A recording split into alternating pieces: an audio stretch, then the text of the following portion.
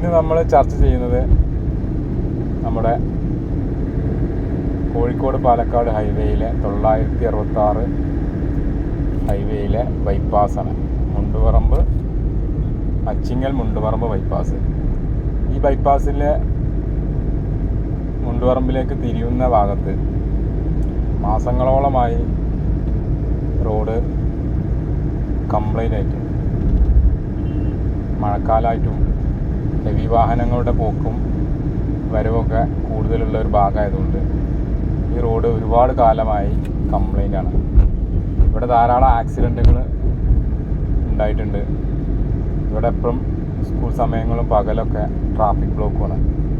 അപ്പോൾ ഇതിനെതിരെ ഒരു പരിഹാരം നാഷണൽ ഹൈവേൻ്റെ ഭാഗത്തുനിന്ന് ഉണ്ടായിട്ടില്ല. അപ്പോൾ ഞാനിതിൽ പാസ് ചെയ്തപ്പോൾ എടുത്തൊരു വീഡിയോ ആണിത്.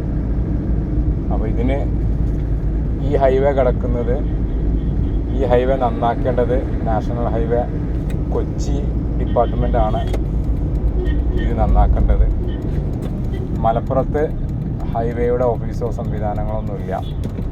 അപ്പോൾ നമ്മൾ ചെയ്യേണ്ടത് ഈ ഒരു അവർക്ക് കത്ത് മൂലമോ അല്ലെങ്കിൽ മെയിൽ വഴിയോ പരാതി ബോധ്യപ്പെടുത്തിയാൽ മാത്രമാണ് ഇതിനൊരു പരിഹാരം ഉണ്ടാവുള്ളൂ. അപ്പോൾ അതിൻ്റെ അടിസ്ഥാനത്തിൽ ഞാനൊരു പരാതി എഴുതി മെയിൽ അയച്ചിട്ടുണ്ട്. അപ്പോൾ കഴിയുന്ന ആളുകളൊക്കെ ഒരു പരാതി എഴുതി